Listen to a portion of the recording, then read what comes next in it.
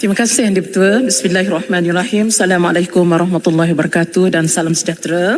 Rantau Panjang meminta Yang Amat Berhormat Perdana Menteri menyatakan status terkini usaha kerajaan untuk menoktahkan kemiskinan tegar sebagaimana janji Yang Amat Berhormat Perdana Menteri pada tahun 2023 dan apakah mekanisme yang digunakan bagi menentukan kategori miskin tegar.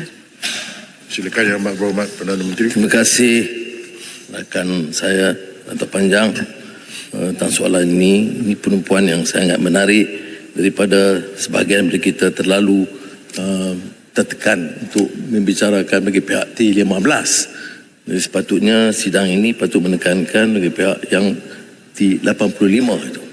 Jadi pertamanya apa yang kita janjikan, saya katakan berdasarkan angka yang diperolehi pada 31 pengumuman saya ialah 31 Januari 2023. Angka yang pada masa itu ketua isi rumah yang termasuk kategori miskin tegar adalah 126,372 orang. Baik.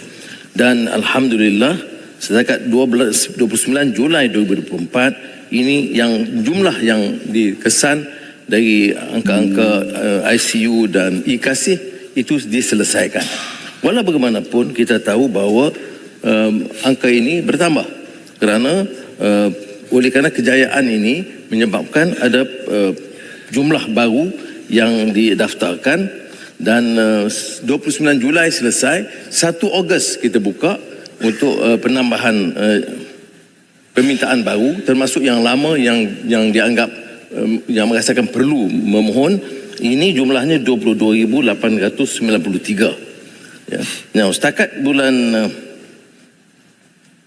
Julai tahun ini, itu tahun lalu ya, maaf. Setakat yang terakhir, maaf, setakat 21 Oktober tahun ini, 65,000, maknanya 65,6% telah diselesaikan. Jadi bakinya akan kita tingkatkan. Ya, yang kedua, sebelum saya jawab soalan kedua, ialah apakah jumlah ini memenuhi seluruh jumlah yang tuntutan? Saya fikir tidak. Sebab itu dalam mesyuarat saya dengan kerajaan-kerajaan negeri, saya minta kerajaan negeri termasuk Kelantan, Menteri Besar, SUK, pegawai jajahan untuk terus mendaftar jumlah-jumlah baru supaya dapat kita teruskan. Cuma saya syukur alhamdulillah kerana kita beri tumpuan menyeluruh. Ini jentera-jentera kerajaan persekutuan dan kerajaan negeri nampak hampir kesemuanya setakat ini bersetuju untuk mengambil kira jumlah ini dan selesaikan ini dulu, kemudian ambil pendaftaran baru. Mengenai soalan kedua tentang mekanisme, memang dulu kita ambil pendapatan, ya. Tetapi kita lihat ada kelemahan dari segi pendapatan ini. Umpamanya, kalau pendapatannya RM2,000 sebulan, tapi ada 4 isi rumah, ya, maka yang pendapatan sebenarnya RM500. Berbeda daripada RM2,000, 8 isi rumah pendapatannya RM250. Sebab itu sekarang ini dirubah daripada pendapatan kepada per capita. Jadi per capita saya rasa lebih tepat, tidak ambil kira pendapatan tetapi dari segi per capita, kerana lihat juga berapa orang anak dan tanggungan. Terima kasih. Soalan tambah Yang Berhormat Rantau Panjang. Ya, terima kasih Yang Amat Berhormat di atas jawapan dan terima kasih Tuan Di-Pertua. Jadi jelas kepada kita daripada angka yang telah disebutkan Yang Berhormat, sebenarnya kerajaan masih gagal untuk menoktahkan kemiskinan mengikut tempoh yang disebutkan sebelum ini. Jadi kalau kita lihat maknanya ciri kemiskinan itu juga berbeza antara wilayah dan pendapatan RM2,000 di desa sudah tentu tidak sama nilainya RM2,000 di bandar.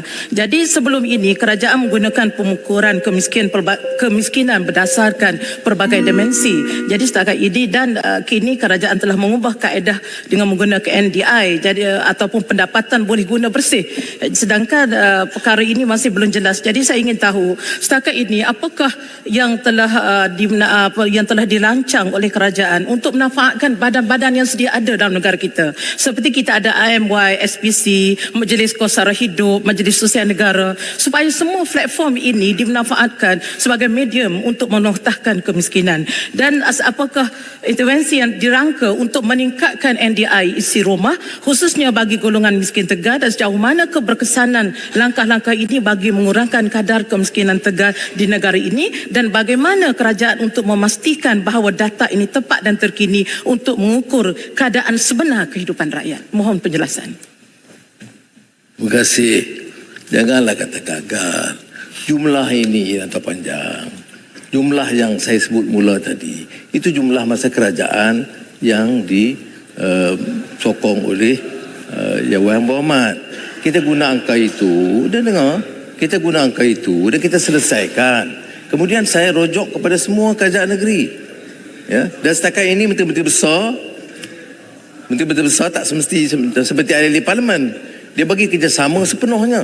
Dan saya beritahu jumlah ini sekian, di Kelantan umpamanya sekian, Rantau Panjang sekian. Kita selesaikan.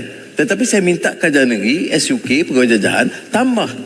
Dan kita lakukan. Dan kita pindah daripada pendekatan lama yang kerajaan dulu buat kepada pendapatan per kapita. Berdasarkan maklumat baru termasuk majlis kos sara hidup dan dialog kita, libat urus kita dengan kerajaan negeri yang belum pernah dilakukan sebelumnya.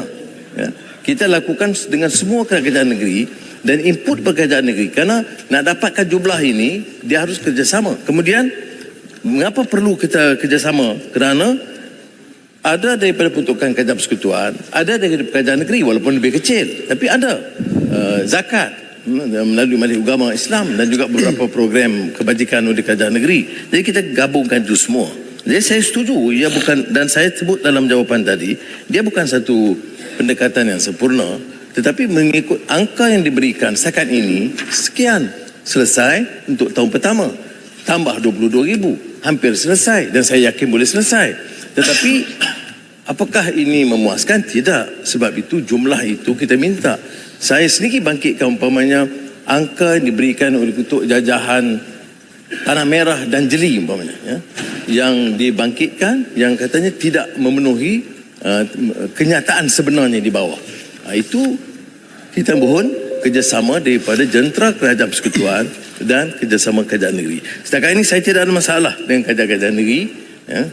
Tidak seperti di parlimen, ya. Kerana mereka berikan sokongan dan kerjasama sepenuhnya untuk menyelesaikan masalah-masalah ini. Terima kasih. Soalan tambahan backbenchers, tekan Yang Berhormat. Sungai Siput. Terima kasih Tuan Speaker. Soalan tambahan saya